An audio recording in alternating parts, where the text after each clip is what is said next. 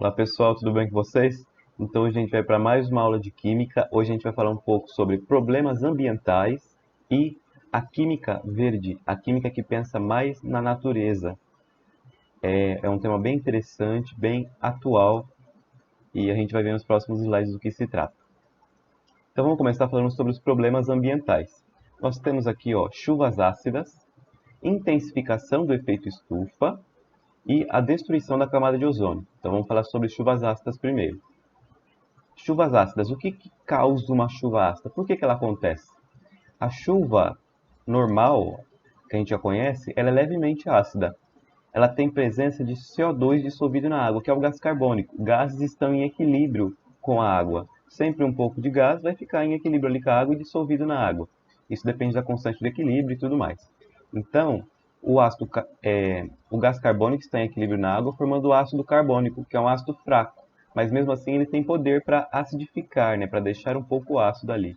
Então, olha aqui o pH normal da chuva, 5,6. Lembrando que o pH neutro é 7. Então, ela é levemente ácida ali, 5,6. E para ser uma chuva ácida, ela tem que ter pH menor que 5,6. E como é que acontece, né, uma chuva ácida? Se tiver altas quantidades de óxidos, NOx, SO2 e SO3, que são produzidos pela atividade humana, no próximo slide a gente vai explorar isso. Se tiver alta quantidade desses óxidos, vão se formar outros ácidos durante a precipitação ali. Então, pode se formar ácido nitroso, ácido nítrico e ácido sulfúrico, né? Então, isso aí pode ir corroendo as coisas com o passar do tempo. Olha aqui, de onde que vem esses óxidos, né, que deixam a chuva mais ácida? Vem das emissões principalmente industriais, das residências também, dos automóveis. Há emissões de queima de combustíveis fósseis, principalmente. Há emissões de SO2, NO2. Esses óxidos se combinam com água e formam ácido sulfúrico e nítrico, e a precipitação, né, a chuva, e depois eles podem prejudicar muito as florestas, acidificar o solo, matar os animais aquáticos, aqui, prejudicar o ecossistema aquático. Então é um problema muito grande ambiental, gente. E as consequências, então, já falei um pouquinho, né? É um grande problema ambiental. Pode acidificar o solo, isso aí prejudica muito os vegetais. Pode também acidificar os cursos d'água, né? E determinadas espécies ali que vivem em pHs não tão em pHs adequados, né, não tão ácidos, vão acabar morrendo, elas não suportam. Tem espécies mais sensíveis de animais aquáticos. E também vai prejudicar a vegetação. As árvores sofrem muito com isso, né? Outro problema é a corrosão de monumentos históricos e obras, por exemplo. Olha aqui, gente, isso aqui era uma obra, ó. Tem um rostinho, né? Dá pra ver o relevo aqui e tudo mais. E olha como ficou depois de anos e anos aí com chuva ácida nela. Desfigurou totalmente, né, ó. Nem dá mais pra ver assim. E essas obras são feitas geralmente de quê, gente? Mármore, pedra-sabão, que são o quê? Carbonatos. Quando um carbonato, carbonato de cálcio, entra em contato com um ácido, ele vai formar o sulfato de, se for o sulfúrico, né, vai formar o sulfato de cálcio, que é giz, frágil, quebradiço. Sulfato de cálcio nada mais é do que o giz, aquele de lousa mesmo. Isso vai se perdendo ali da estátua. E quando, por exemplo, o carbonato de sódio entra em contato com ácido nítrico, forma-se o nitrato de sódio, que é um sal solúvel, e vai se desfazendo a estátua. Aí, mas isso, lembrando, gente, é ao longo de vários anos aí. Acho que essa estátua, uns 60 anos de chuvas ácidas assim, ela ficou desse jeito. Então é um processo que demora para acontecer nessas estátuas e monumentos históricos, mas acontece. Vamos falar sobre a intensificação do efeito estufa. Por que eu chamo de intensificação? Não é porque o pessoal não fala efeito estufa. O efeito estufa, gente, ele já é natural, né, do nosso planeta. É uma coisa natural. E vamos ver aqui. Quando que ele é bom? A radiação do Sol chega à superfície e aquece a Terra. Esse calor é mantido na superfície porque os gases do efeito estufa funcionam como um cobertor que não permite que ele se dissipe. Em uma situação de equilíbrio, a quantidade de gases do efeito estufa presente na atmosfera é absorvida por processos naturais como a fotossíntese. Então, esse efeito estufa, gente, ele é natural do nosso planeta. ele já acontece e é extremamente importante para a vida, para propiciar a vida aqui, nessa temperatura que a gente consegue. Outros planetas que não têm essa cobertura, né, de gases, têm temperaturas inabitáveis ali. Então é extremamente importante para a vida. E quando que ele passa a ser ruim? Ó, a má fama do efeito estufa vem da ação do homem. De novo, gente, ação antropogênica do homem, que emite mais gás carbônico e outros gases do que a natureza consegue neutralizar, fazendo com que a temperatura se eleve e a poluição se concentre.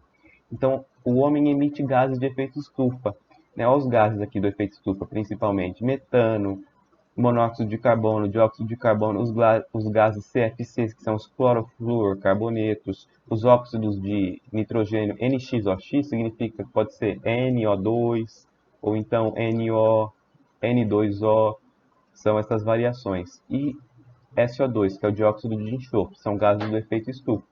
E ó, são emitidos de novo, ação humana. Olha só a emissão dos gases do efeito estufa por setor econômico. O que mais emite, gente, ó, aqui os que mais emitem é eletricidade e aquecimento e agricultura. Queima de, principalmente, né, queima de combustíveis fósseis, de novo, a indústria também, transporte, ó, é um grande problema. Qual que é o problema grande dos combustíveis fósseis, né, que nós vimos nas aulas anteriores?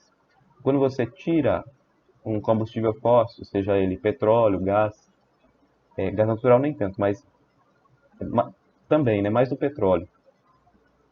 Quando você tira isso de um reservatório e queima ele vai virar um gás e vai para a atmosfera. Antes ele estava armazenado ali. E qual que é a grande sacada dos biocombustíveis? Por exemplo, etanol. Etanol vem da cana-de-açúcar. Então você emite CO2 quando você queima esse etanol. Só que quando você planta de novo a cana, ela vai fixar uma quantidade de carbono ali e você vai produzir esse etanol de novo. Isso é um ciclo. Então a planta fixa o CO2 por meio da fotossíntese. Você vai lá, transforma em etanol, queima isso, gera energia. Aí você planta de novo a cana, ela vai crescendo, realizando fotossíntese, fixando o CO2, realiza fotossíntese, vai lá e queima de novo, entendeu? Esse é a grande sacada dos biocombustíveis. E, e esse é o problema dos combustíveis fósseis. Quando você faz a queima deles, né, não tem um retorno. Você simplesmente tira um estoque ali e queima. E joga isso para a atmosfera. É problemático isso. E por que há mais causas, né, do efeito estufa? Aqui, olha a emissão dos gases do efeito estufa no estado do Brasil. Isso aqui, ó, são dados de 2018. Olha os estados que mais emitem, gente. Pará e Mato Grosso. Estados onde o desmatamento é fortíssimo, né? Tem um grande desmatamento e ações muito ilegais. Então, o desmatamento contribui muito para a emissão de gases do efeito estufa também, né? Porque você queima ali a floresta, você emite ali, principalmente CO2, né? Então é um problema grande. E as consequências do efeito estufa, né? O que ele ocasiona, esse efeito estufa? Ele ocasiona o derretimento das massas de gelo, isso aumenta o nível do mar, muito problemático para as cidades litorâneas ali. Elas vão ser encobertas, né, do jeito que elas serão encobertas aí nos próximos anos. Várias cidadezinhas litorâneas, esse nível do mar vai aumentar bastante. Também o aumento de desastres naturais, ou inundações, tempestades, furacões, extinção de espécies, desertificação de algumas áreas, secas mais frequentes e também prejudica a produção de alimentos, né, que prejudica o desenvolvimento das plantas e tudo mais. Então tem consequências bem amplas aí também e ruins. E agora, destruição da camada de ozônio. O que causa a destruição da camada de ozônio, gente? O ozônio é uma camada que a gente tem na nossa atmosfera, ó, que nem está aqui nessa imagem, que absorve muito a radiação UV. Tem vários tipos, né? UVA absorve 5%, UVB absorve 95% e UVC 100%. E isso é extremamente importante para a gente sobreviver também, né? Para essas radiações não nos prejudicarem. Então, ela é de fundamental importância, a camada de ozônio, para nós. Só que alguns gases podem decompô-la. Olha aqui um exemplo. A decomposição do ozônio pode ser acelerada pelos CFCs, famosos clorofluorcarbonetos. Antigamente, lembra onde usava isso? Em sprays aerossóis e gases de refrigeração também, mas isso já foi banido, né? E essa camada de ozônio ela tem se recuperado, ela tem essa capacidade natural de regeneração, a gente vai ver mais pra frente. Então, ó, o O3 reage com o cloro radicalar, lembra lá, radicalar? É que tem um elétron desemparelhado, formando O2 e ClO radicalar. Esse ClO radicalar reage com ozônio de novo, formando O2 e Cl. E você está vendo que sempre está sobrando um radical aqui, isso vai continuar. Então esse radical reage com O3, forma isso. E isso é uma coisa cíclica, né? Esse radical fica reagindo, reagindo e destruindo a camada de ozônio. Então isso é um problema. Quais são os principais gases responsáveis? Ó, clorofluorcarbonetos, NO2, N2O e NO. E olha aqui, ó, naturalmente o O3 é destruído pela radiação ultravioleta. Então isso é uma coisa natural. Só que a cada molécula de ozônio destruída, um átomo de oxigênio e uma molécula de oxigênio são formados, podendo recombinar, então eles se recombinam para produzir o ozônio novamente e assim fazer essa manutenção. Então ela já é naturalmente destruída. O problema é quando, de novo, a gente coloca lá gases que destroem essa camada de ozônio, né? E muitas vezes, gente, esses gases duram muito na camada de ozônio, na atmosfera, duram muito na atmosfera e isso é um problema grande. Tem gases que chegam a durar, por exemplo, por em torno de 100 anos a vida desse gás na atmosfera. Então é bastante problemático. Opa! E os efeitos? Quais são os efeitos da destruição da camada de ozônio?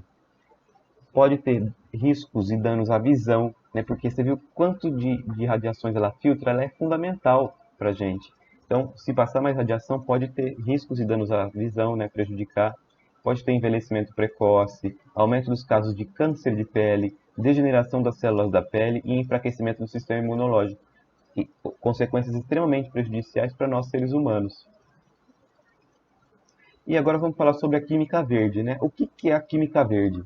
Ó, a definição da IUPAC, União Internacional de Química Pura e Aplicada, é invenção, desenvolvimento e aplicação de produtos e processos químicos para eliminar ou reduzir o uso de geração de substâncias perigosas.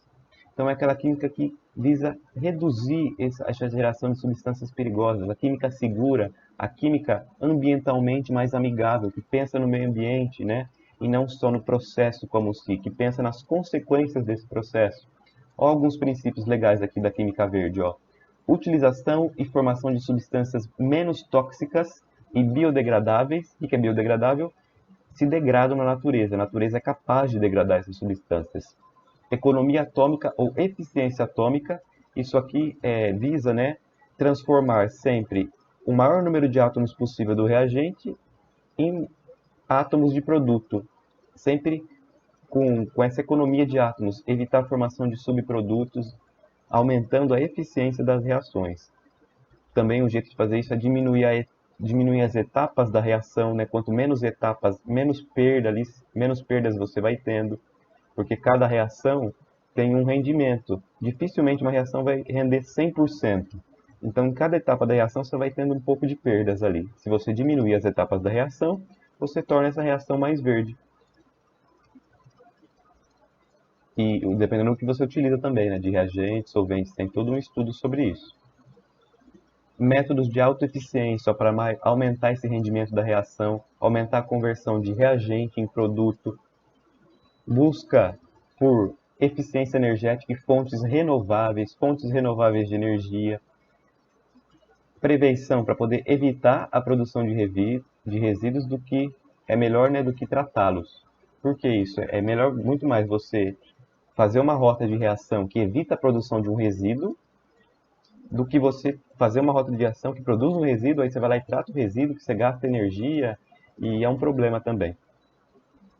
E o uso de catalisadores, gente. Catalisadores são extremamente importantes, né? Porque geralmente eles são bastante específicos para tipos de reação, aumentam demais a eficiência das reações, então o uso de catalisadores também é um pilar aí da química verde. Olha aqui que legal, tirei da 50ª Semana da Química da Unesp de Araraquara, que aconteceu esse ano. Os 12 princípios da Química Verde. Isso é aberto para vocês, tá bom? É só seguir lá no Facebook Instituto de Química Unesp, Semana da Química, que vocês podem participar. Todo ano tem. Prevenção de resíduos são os 12 princípios da Química Verde. Economia atômica, síntese segura, desenvolvimento de produtos seguros, uso de solventes e auxiliares seguros, busca pela eficiência de energia, uso de fontes de matéria-prima renováveis, evitar a formação de derivados, catálise para aumentar a seletividade. Seletividade é o quanto o seu catalisador é seletivo àquilo, quanto forma apenas do produto que você quer. Produtos degradáveis, ó, com biocompatibilidade, que não prejudiquem tanto a natureza. Análise em tempo real para prevenção da poluição. sensores, né, de tempo real, e a química intrinsecamente segura, para poder prevenir acidentes. Intrinsecamente é a química segura por si só. Aqui uma propaganda, né, de onde eu estudo, do Instituto de Química da Unesp de Araraquara. Foi o primeiro curso de Química da América Latina a receber o selo Commitment, que é o selo de comprometimento com a química verde, concedido pela Beyond Benign, que é a organização pioneira no estabelecimento dos princípios da química verde. Um selo bastante importante, né, que mostra o comprometimento do nosso curso em ensinar princípios da química verde e introduzindo esses princípios da química verde, que é um tema relativamente moderno, né, que ainda vai ser muito desenvolvido aí, vocês vão escutar muito falar sobre isso. Então, muito obrigado pela atenção de vocês. Essa foi nossa aulinha de hoje e eu espero que vocês tenham gostado. Até a próxima!